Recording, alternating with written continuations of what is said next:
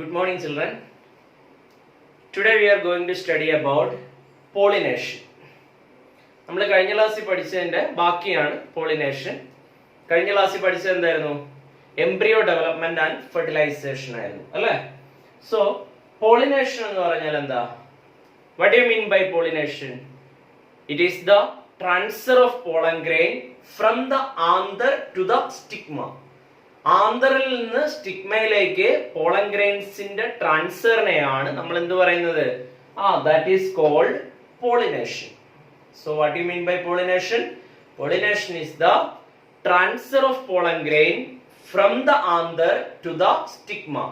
ആന്തറിൽ നിന്ന് സ്റ്റിഗ്മയിലോട്ട് pollen grains വന്ന് വീഴുന്നതിനെ നമ്മൾ പറയുന്ന ടേം ആണ് pollination. Okay, so pollination is of different types. ഒരുപാട് ടൈപ്പ് ഓഫ് പോളിനേഷൻസ് ഉണ്ട്. One type is called autogamy. Autogamy. Second one, nitinogamy.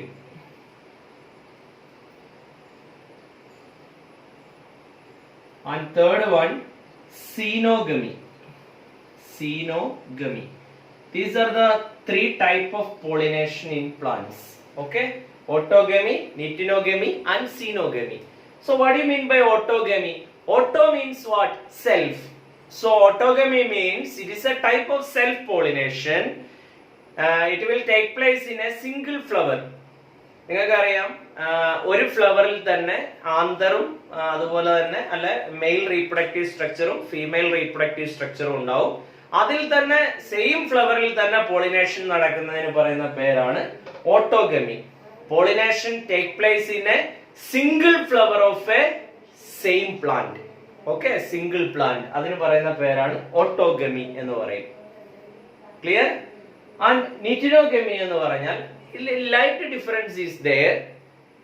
Nitinogamy means pollination take place in two flowers of the same plant. ഒരു പ്ലാന്റിലെ തന്നെ രണ്ട് ഫ്ലവറുകൾ തമ്മിൽ pollination നടക്കുന്നതിന് പറയുന്ന പേരാണ് നിറ്റിനോഗമി എന്ന് പറയും. ഓട്ടോഗമി എന്ന് പറഞ്ഞാൽ പോളിനേഷൻ ഒരു പ്ലാന്റിലെ ഒരു ഫ്ലവറിൽ തന്നെ നടക്കുന്നതിന് ഓട്ടോഗമി എന്ന് പറയും. നിറ്റിനോഗമി എന്ന് പറഞ്ഞാൽ pollination take place in two flowers of the same plant. ഒരേ പ്ലാന്റിലെ രണ്ട് പൂക്കൾ തമ്മിൽ പോളിനേഷൻ നടക്കുന്നതിന് നിറ്റിനോഗമി എന്നും പറയും. Okay, so last one is xenogamy. Xenogamy is totally different from these two. Synogamy means pollination take place from one flower of one plant from the another flower of another plant. Means ഒരു ചെടിയിലെ പൂവിൽ നിന്ന് വേറൊരു ചെടിയിലെ പൂവിലേക്ക് pollination നടക്കുന്നതാണ്. അതിന് പറയുന്ന പേരാണ് xenogamy എന്ന് പറയും. അപ്പൊ ഇത് രണ്ടും ഡിഫറെന്റ് പ്ലാന്റുകളായിരിക്കും. അത് തമ്മിൽ it is A cross pollination method. Okay, xenogamy is A cross pollination method, total cross pollination method xenogamy. ഇതും ഒരു ടൈപ്പ് ക്രോസ് പോളിനേഷൻ തന്നെ ആണെന്ന് വേണമെങ്കിൽ നമുക്ക് പറയാം നിറ്റിനോഗമിയും. കാരണം എന്ന് പറഞ്ഞാൽ ഒരു ഫ്ലവറിൽ തന്നെ അല്ല നടക്കുന്നത്, ഒരു പ്ലാന്റിലെ രണ്ട് ഫ്ലവറുകൾ തമ്മിലാണ്. That is also A different type of cross pollination എന്ന് വേണമെങ്കിൽ നമുക്ക് പറയാം. But autogamy is A pure self pollination technique. Okay, so these are the three type of pollination seen in plants.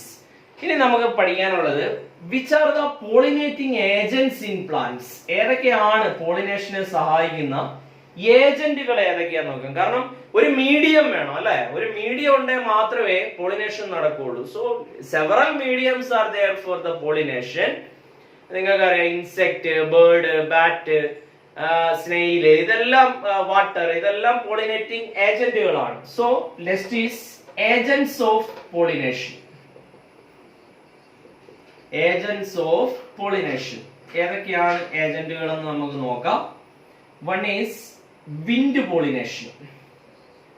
Second is insect pollination. Third is water pollination. Fourth, bat pollination. Fifth, snail pollination. Pollination by snail. ഇതെല്ലാം different agents ആണ്. ആറാമത്തത് bird pollination. ഇങ്ങനെ different agents of pollination ഉണ്ട്. അതിലെ wind pollination is called anemophily. Anemophily wind pollination പറയുന്ന പേര് anemophily എന്ന് പറയും. Insect pollination is called entomophily. Entomophily. Water pollination is called hydrophily. Water pollination is called hydrophily. Bat pollination is known as Crapterophily. Crapterophily. Snail pollination is known as Malacophily. Malacophily. And bird pollination is known as Ornithophily. Ornithophily. ഇത് നിങ്ങൾ അറിഞ്ഞിരിക്കണം. സാധാരണ ഈ NEET എക്സാമിനൊക്കെ ഇത് ചോദിക്കാറുണ്ട്. Wind pollination is called anemophily. Insect pollination is known as entomophily. Water pollination is known as hydrophily. Bat pollination is known as crapterophily. Snail pollination is known as malacophily. Bird pollination is known as ornithophily. അപ്പോൾ ഇത് നിങ്ങൾ 2-3 പ്രാവശ്യം നിങ്ങൾ എന്ത് ചെയ്യുക, വായിക്കുക കേട്ടോ. You have to read 3-4 times. Then it is easy to understand. And pollination agent and pollination name of the pollination. Okay, wind pollination is known as anemophily. Insect pollination is known as entomophily. Water pollination is known as hydrophily. അത് പറഞ്ഞപ്പോൾ ഒരു കാര്യം നിങ്ങൾ ഓർത്തിരിക്കണം. ഇപ്പൊ സാധാരണഗതിയിൽ water pollination നടക്കുന്നത് നമുക്കൊരു കൺസെപ്റ്റ് ഉണ്ട് അല്ലെ, it will take place only in water plants. അപ്പൊ അതിനൊരു എക്സെപ്ഷൻ ഉണ്ട് കേട്ടോ. Coconut is the only land plant. Coconut is the only land plant pollinate through water. Okay, land plantകളില് കോക്കനട്ട്, തെങ്ങില് നടക്കുന്ന പോളിനേഷൻ വാട്ടർ പോളിനേഷൻ ആണ്. അത് നിങ്ങൾ അറിഞ്ഞിരിക്കുക. ബാക്കിയുള്ള വാട്ടർ പ്ലാന്റുകളിലെല്ലാം നടക്കുന്നത്, വാട്ടർ പ്ലാന്റുകളിലെല്ലാം ഹൈഡ്രോഫൈറ്റുകളിലെല്ലാം നടക്കുന്നത് എന്താണ്, വാട്ടർ പോളിനേഷൻ ആണ്. Then bat pollination is known as Crapterophily. Snail pollination is known as Malacophily. Bird pollination, one of the common pollination take place like wind pollination. Bird pollination is known as Ornithophily. These are the different types of pollination and pollinating agents. Okay, these are the agents of pollination and its name of the pollination also. I hope you understood. So we will go to the next content. നമുക്ക് പഠിക്കാനുള്ളത് what are the characteristics of wind pollinating flowers. എന്തൊക്കെയായിരിക്കും wind pollination നടക്കുന്ന ഫ്ലവറിന്റെ characters എന്തൊക്കെയായിരിക്കും, അതുപോലെ water pollination നടക്കുന്ന ഫ്ലവറിന്റെ characters എന്തൊക്കെയായിരിക്കും നമുക്ക് നോക്കാം. വിൻഡ് പോളിനേഷൻ നടക്കുന്ന ഫ്ലവറിന്റെ ക്യാരക്ടേഴ്സ് എന്തൊക്കെയാണെന്ന് നോക്കാം. Characters of wind pollinating flowers. ഒന്നാമത്തെ ക്യാരക്ടർ എന്ന് പറയുന്നത് ഫ്ലവേഴ്സ് ആർ ലാർജ്. അതായിരിക്കും ഒന്നാമത്തെ ക്യാരക്ടർ എന്ന് പറയുന്നത്. വിൻഡ് പോളിനേഷൻ നടക്കുന്ന പ്ലാന്റ്സിന്റെ ഫ്ലവേഴ്സ് എന്ന് പറയുന്നത് വളരെ വലിയ പൂക്കളായിരിക്കും. Okay, and second one, anther and stigma is seen outside of the flower. Exposed anther and stigma ആയിരിക്കും. Exposed anther and stigma. Exposed anther and stigma. അതിന്റെ കാരണം എന്താണെന്ന് നിങ്ങൾക്ക് മനസ്സിലായി കാണും. It's A logic. കാരണം പൂവിന്റെ ആ ഇതളുകളുടെ മുകൾ ഭാഗത്തിലോട്ട് പൊങ്ങി നിൽക്കും anther സ്റ്റിഗ്മയും.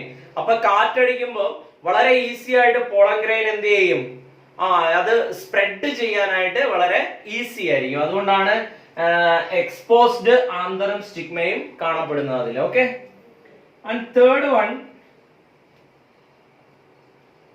they are not produce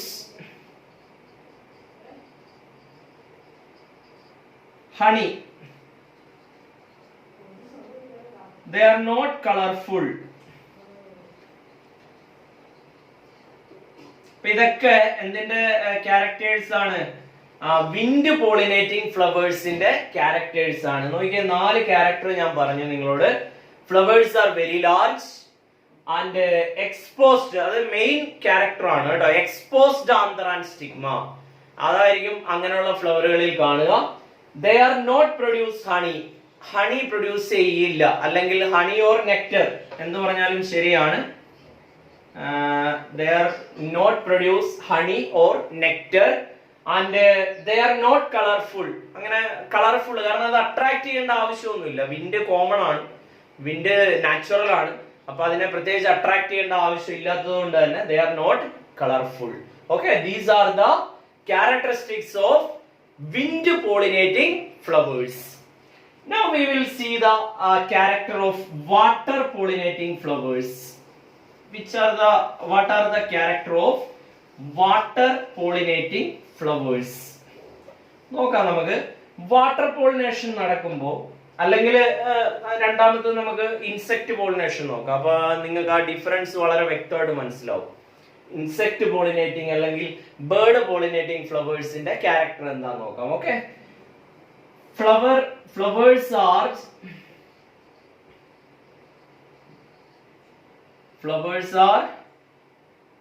ഇവിടെയും കളർഫുൾ, അതാണ് മെയിൻ ആയിട്ടുള്ള ഒരു ക്യാരക്ടർ എന്ന് പറയുന്നത്. ഫ്ലവേഴ്സ് ആർ വെരി കളർഫുൾ, കാരണം വളരെ നിറം കൂടിയ ഫ്ലവേഴ്സ് ആയിരിക്കും. Because they want to attract the insect. അതിനു വേണ്ടിയിട്ട് തന്നെ ഫ്ലവേഴ്സ് കളർഫുൾ ആയിരിക്കും. they are honey producing അല്ലെ നെക്ടർ പ്രൊഡ്യൂസിങ് ഫ്ലവേഴ്സ് ആയിരിക്കും. Okay, they are honey producing or nectar producing ആയിരിക്കും. മൂന്നാമത്തെ character anther and stigma. Anther and stigma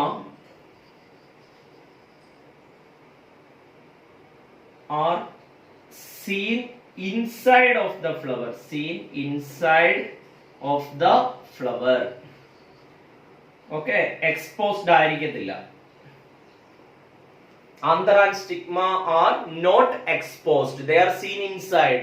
അതുകൊണ്ട് തന്നെ നമ്മൾ കണ്ടിട്ടുണ്ടാവും ഈ കിളികളൊക്കെ ഇങ്ങനെ ഫ്ലവറിൽ വന്നിരുന്നിട്ട് അതിന്റെ ബീക്ക് ഫ്ലവറിന്റെ അകത്തേക്ക് ഇടുന്ന കണ്ടിട്ടുണ്ടാവും. കാരണം ദേ ആർ ടേക്കിംഗ് ഹണി.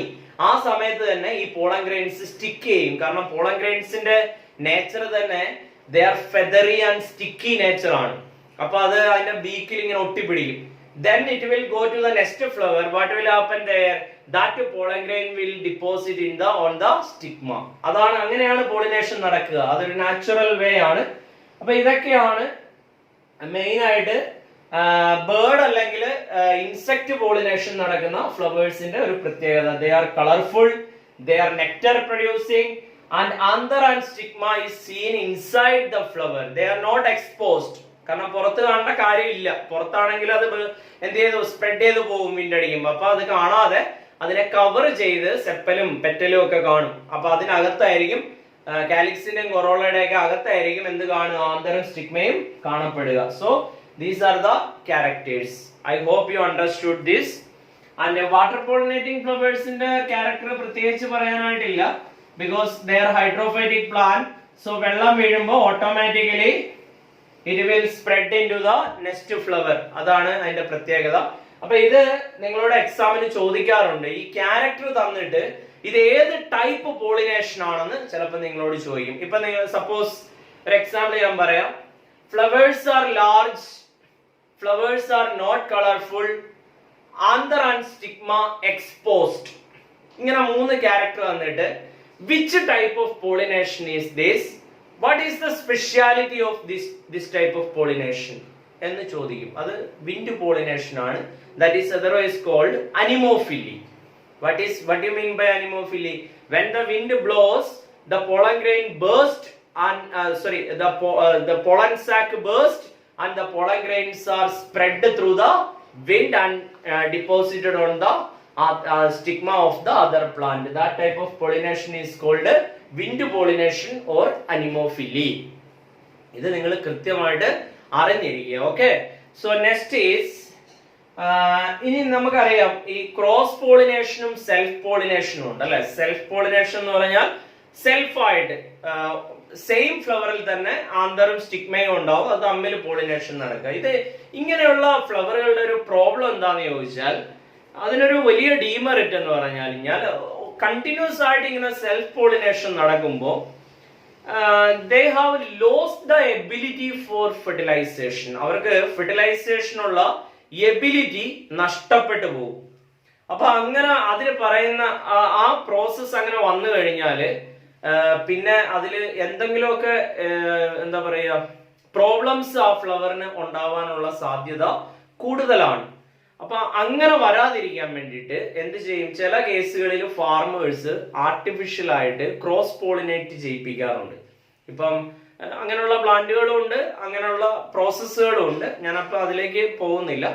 അപ്പൊ എന്തായാലും തന്നെ ഈ സെൽഫ് പോളിനേഷനെ പ്രിവെന്റ് ചെയ്യാൻ വേണ്ടിയിട്ട് ചില മെത്തേഡുകളുണ്ട് പ്ലാന്റ്സിന്, നാച്ചുറൽ ആയിട്ടുള്ള ചില മെത്തേഡുകളുണ്ട്. That are called outbreeding devices.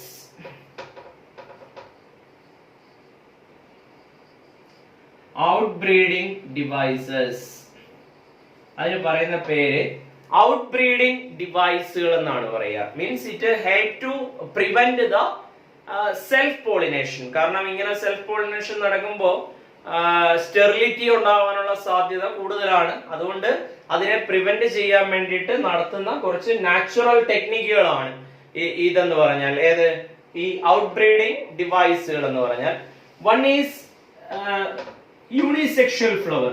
Unisexual flower എന്ന് പറഞ്ഞാൽ തന്നെ നിങ്ങൾക്ക് അറിയാവുന്നതാണ്, നിങ്ങൾ മുമ്പ് പഠിച്ചിട്ടുള്ളതാണ്. യൂണിസെക്ഷൽ ഫ്ലവറും ബൈസെക്ഷൽ ഫ്ലവറും തമ്മിലുള്ള difference. Unisexual means only one type of reproductive structure is seen in the flower. Mail reproductive ഒരു ഫ്ലവറിൽ ഉണ്ടെങ്കിൽ വേറെ ഫ്ലവറിലായിരിക്കും അതിന്റെ ഫീമെയിൽ റീപ്രൊഡക്റ്റീവ് സ്ട്രക്ചർ കാണുക, സെപ്പറേറ്റ് ആയിട്ട് കാണുക. Reproductive structures are seen in separate flowers. അങ്ങനെയുള്ള ഫ്ലവറുകളെ യൂണിസെക്ഷൽ ഫ്ലവർ എന്ന് പറയും. ഇനി ബൈസെക്ഷൽ എന്ന് പറഞ്ഞാലോ, both reproductive structures are seen in same flower. മെയിലും ഫീമെയിലും ഒരേ ഫ്ലവറിൽ തന്നെ കാണുകയാണെങ്കിൽ അതിന് ബൈസെക്ഷൽ എന്ന് പറയും. അപ്പം ഇത് ഈ ഇപ്പൊ ബൈസെക്ഷൽ ഫ്ലവറില് ഏറ്റവും കൂടുതൽ സാധ്യത അതിനകത്ത് സെൽഫ് പോളിനേഷൻ നടക്കാൻ സാധ്യത കൂടുതലാണ്.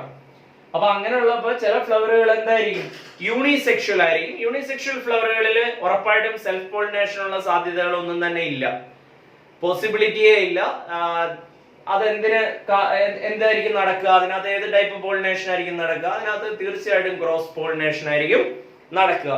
രണ്ടാമത്തത് നോൺ സിങ്ക്രണൈസേഷൻ എന്ന് പറയുന്ന ടെക്നിക്കാണ്. Non synchronisation. Non synchronisation means ഈ ആന്തറിന്റെ മെച്യൂരിറ്റിയുമായിട്ട് റിലേറ്റഡ് ആയിട്ടുള്ള ഒരു മെത്തേഡാണ് നോൺ സിങ്ക്രണൈസേഷൻ എന്ന് പറയുന്നത്. ഇപ്പൊ പോളൻ മെച്യൂർ ആകുക, പോളൻ മെച്യൂർ ആയാലും എന്ത് means pollen mature before the stigma matures. അപ്പൊ തീർച്ചയായിട്ടും പോളൻ ട്രാൻസ്ഫർ ചെയ്താൽ പോലും ആ സ്റ്റിഗ്മ ക്ലോസ് ആയിരിക്കും. കാര്യം സ്റ്റിഗ്മ ഓപ്പൺ ആയിട്ടുണ്ടാവില്ല. Stigma is immature type. So അങ്ങനെ വരുമ്പോ അതിനകത്ത് ഫെർട്ടിലൈസേഷൻ നടക്കത്തില്ല, ഫ്യൂഷൻ നടക്കാതെ പോകും. അപ്പൊ അതിന് ആ പ്രോസസ്സിന് പറയുന്ന പേരാണ് നോൺ സിങ്ക്രണൈസേഷൻ എന്നാണ് പറയുക. When the pollen matures and release, at that time stigma is not opened, it become immature.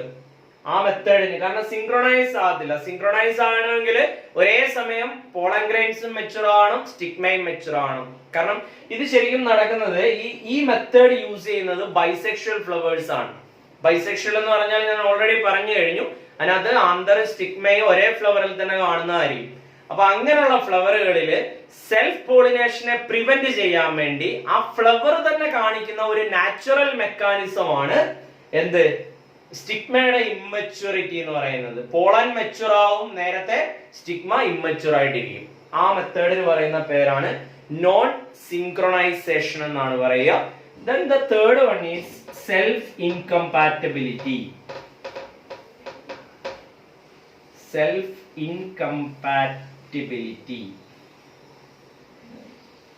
ഇങ്ങനെ മൂന്ന് മെത്തേഡ് ആയിരിക്കും. എന്ന് വെച്ചാൽ സ്റ്റെറിലിറ്റി ആണ്, അവിടെ സ്റ്റെറൈൽ ആക്കി മാറ്റുക, അതിനാണ് സെൽഫ് ഇൻകമ്പാറ്റബിലിറ്റി എന്ന് പറയുന്നത്. ഇങ്ങനെ മൂന്ന് മെത്തേഡുകളാണ് എന്ത് പറയുന്നത് നമ്മള് ഔട്ട്ബ്രീഡിംഗ് ഡിവൈസുകൾ എന്ന് നമ്മൾ പ്രധാനമായിട്ടും പറയുന്നത്. This is a natural mechanism show by the plants. എന്തിനു വേണ്ടിയിട്ടാണ്?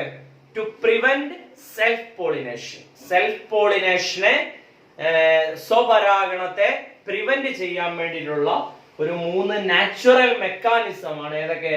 ഒന്ന് യൂണിസെക്ഷൽ ഫ്ലവേഴ്സ്, 2 നോൺ സിങ്ക്രണൈസേഷൻ, മൂന്നാമത്തേത് സെൽഫ് ഇൻകംപാറ്റബിലിറ്റി എന്ന് പറയും.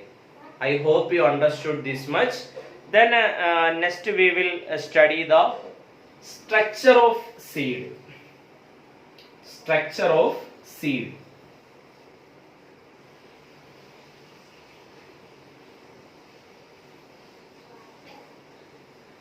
സീഡിന്റെ സ്ട്രക്ചർ നമുക്ക് പഠിക്കാം ഇനി.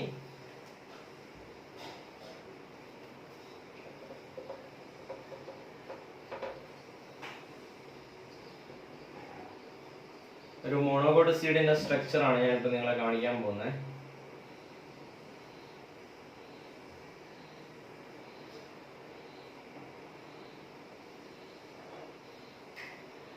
മോണോകോട്ട് സീഡിന്റെ സ്ട്രക്ചറിലോട്ട് നമുക്ക് പോവാം.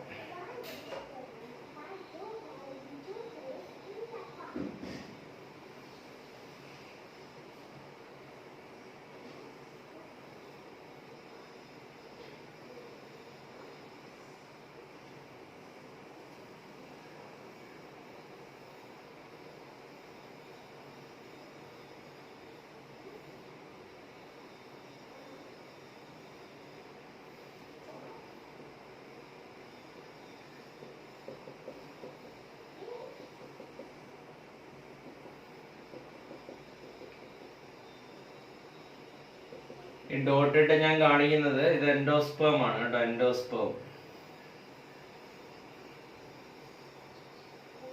എൻഡോസ്പേം എന്ന് പറയുന്നതിന്, എൻഡോസ്പേം എന്ന് പറഞ്ഞാൽ it is a nutritive tissue. അത് ന്യൂട്രീഷൻ കൊടുക്കുന്ന ടിഷ്യൂ ആണ് ഏതെന്ന് പറയുന്നത്, എൻഡോസ്പേം എന്ന് പറയുന്നത്.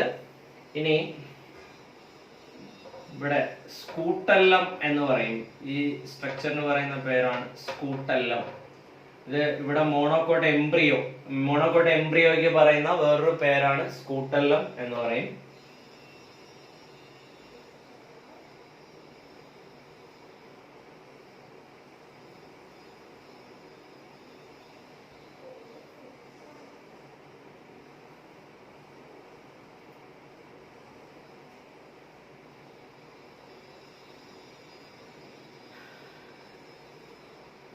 ഇത് സീഡ് കോട്ട് ആണ്. സീഡ് കോട്ട് എൻഡോസ്പേം എന്ന് പറഞ്ഞാൽ it is a nutritive tissue and monocot embryo is called, other name of monocot embryo is called scutellum. പിന്നെ ഇവിടെ പ്ലിമ്യൂൾ,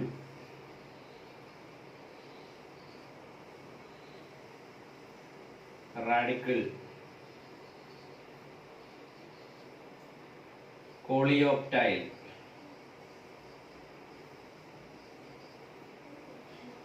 കോളിയോറൈസ.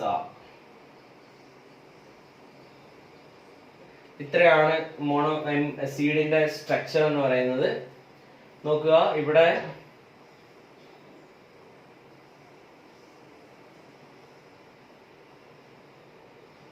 ഇങ്ങനെ ഉണ്ടാവും. Okay, so this is the structure of a monocote, simple structure of a monocote seed. Large area of the seed contain endosperm. ഇതൊരു nutritive tissue ആണ്.